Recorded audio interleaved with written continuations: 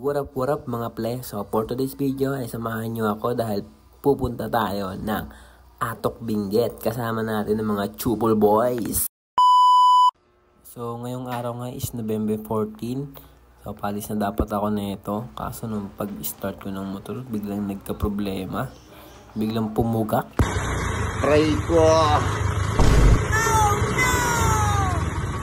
Shoutout nga pala kay Motosay, kay Motor Tambay sa Marikina branch. Sa pag-PMS ng ating motor, kaso may problema, yung pinalit yung spark plug, aftermarket. So, hindi daw to applicable dito sa Aerox natin.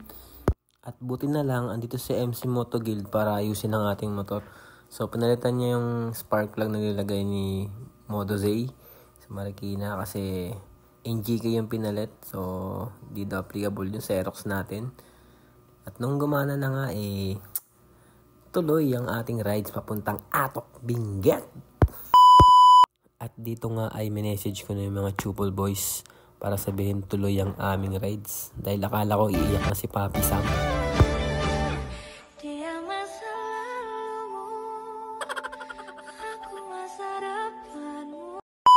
At dito nga kami nagkita-kita sa shop nila Papi Jess. Dito lang sa Double L.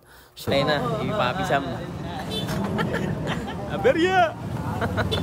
At syempre bago kami umalis, humingi muna kami ng gabay sa Panginoon. Dito nagdasal muna kami dahil medyo maulan-ulan ang panahon na sana bigyan kami ng napakagandang araw sa buong rides namin papuntang Atok. At dito nga ay halos 5 oras namin biniyahe simula dito sa Double L, Montalban, Rizal. Dumaan kami Pamakabod. Yan, biniyahe namin yan ng 10 oras ng gabi. Tinagos namin yan hanggang dito sa may Norzagaray, Bulacan. Yan, diyan kami dumaan. Medyo delikado lang dyan ng 10 oras ng gabi. Kaya kung dadaan kayo, mag-iingat kayo. Ayun, dito kami tumagos. Dumaan kami ng Gemba. Yan, dito sa Gemba guys, napakaganda ng kalsada. Diretsuhan. Puro motor lang yung may nakikita mo tsaka sasakyan 10 oras ng gabi. So, ayan, nakapin nga pala kami dito. First stop namin is Arco ng La Union. At ito nga pala, bago kami lumabas ng Norzagaray, Bulacan, nag-stop over muna kami dito dahil naiihi na yung ibang kasama namin. At syempre, pagkatapos bumakbak na naman kami at stop over ulit dito sa gilid. 10 oras ng gabi, humigop kami ng kape. Nagpainit kami dito dahil si Papi Jess ay may dalang butane.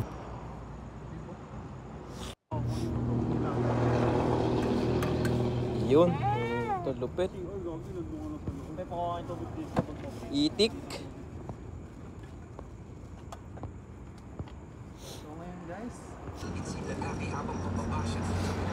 at after nga namin mag-stop over dito sa Nueva Ecija, isinuot na namin yung vest namin dahil may city ordinance pagpasok namin ng Pangasinan.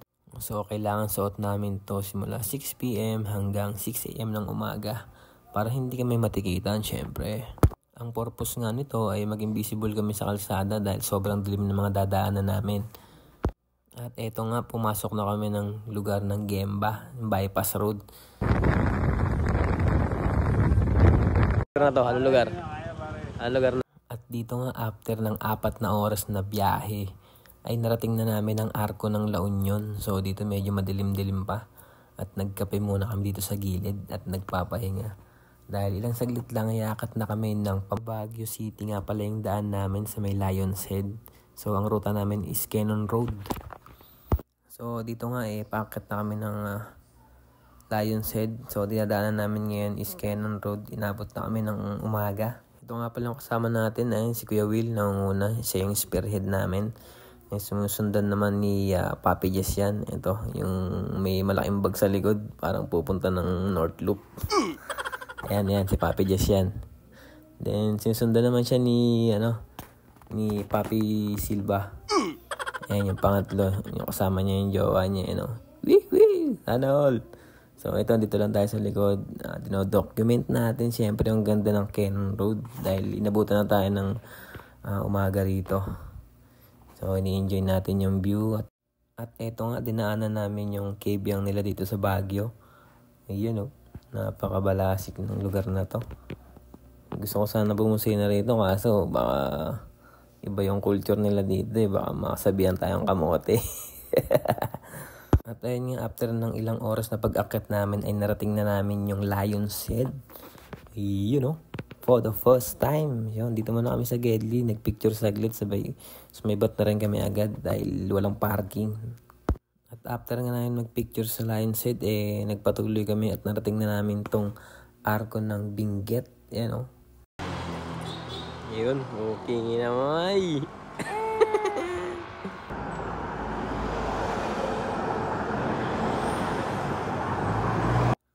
At dumating na nga kami dito sa Baguio at nag-transient muna kami. Ito nga pala yung nakuha namin, yung Foggy Transient House. So, 500 per head yan, one night. Kompleto na lahat ng gamit. May mga higaan na rin, lahat ng kumot, damit. Kompleto yan. At ito yung view, syempre, ano. Kitang-kita may mga kabundukan dyan. So, diyan kami pupunta mamaya, yung may uka na bundok. Andyan yung highest point sa tuktok niyan. Mamotorin namin yan ng almost 2 hours. So, yun. Ito yung view niya, guys. Napakaganda. Sulit. Shoutout sa'yo, Hector. At ito nga pala yung itsura ng higaan namin. Ayun, napakaayos niyan. Nag-ayos muna kami ng mga gamit dito kasi unting pahinga lang, din kain. Aakat na kami ng Paatok, Benguet sa highest point. So magluluto muna kami dito. Ayan, tamang tinapay lang muna.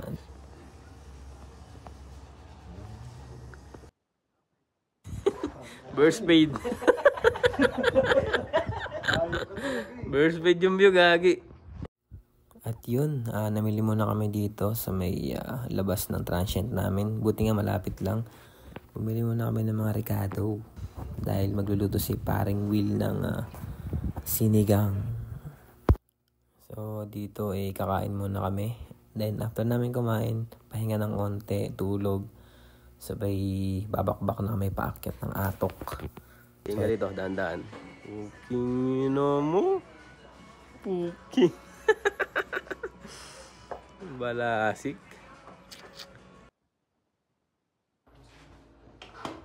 Ayun, after namin kumain at magpahinga, bumakbak na kami pataas. So, dito na kami sa Halsema Highway. Yan, nagpahinga muna kami dito sa Gedli dahil ang ganda ng view. Ikaw pala sumisira ng kalikasan dyan. Ay, puta ko!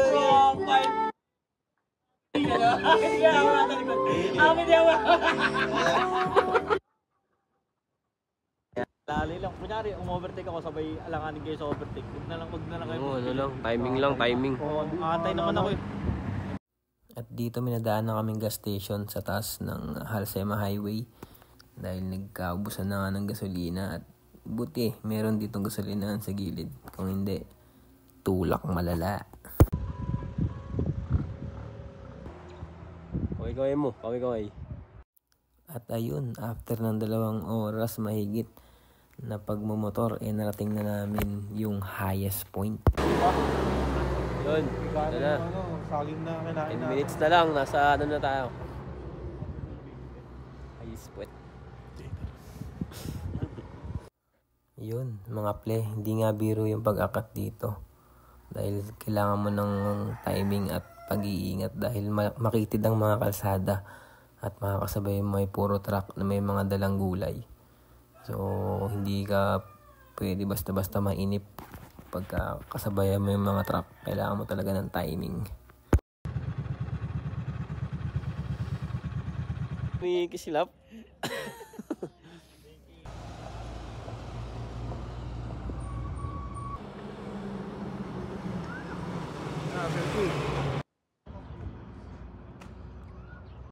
At yun, after ng ilang oras, nandito na kami sa highest point. At bumili muna ako ng sticker, siyempre remembrance. So yun mga ple, kung nakikita nyo yung ulap na yan, diyan kami dumaan. Tinagusan namin yung ulap na yan dahil sobrang lamig sa part na yan. Ay, puta! Paano mag-selfie dito mo? Pagdating nyo nga pala dito sa taas, meron ng souvenir store.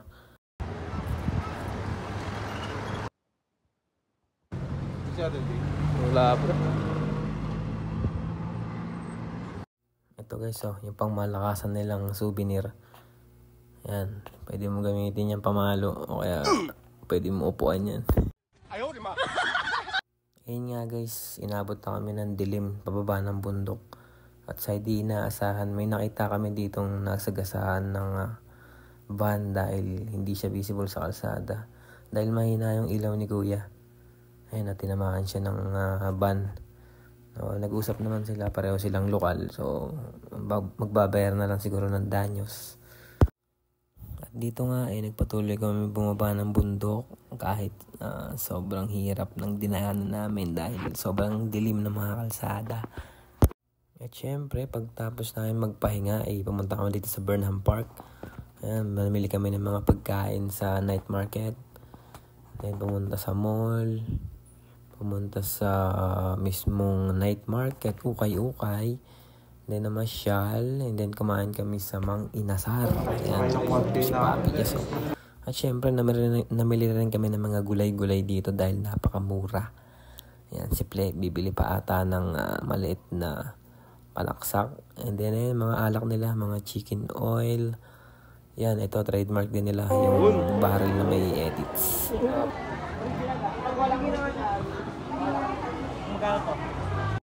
At eto nga, day 3 na, uwian na.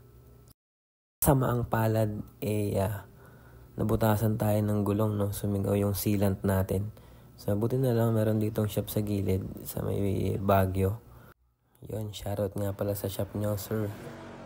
At makakauwi na tayo ng ligtas. At salamat sa Diyos. Sayang nga lang at hindi kami natuloy sa Mount Olis. Dahil yung time na yun ay may bagyong uwan at na-cancel yung mga book namin yung time na yun. Sayang at magkakamping sana kami sa iyo, Sir Hector ng Mount Olis. So baka next time na lang babalik kami ng Atok.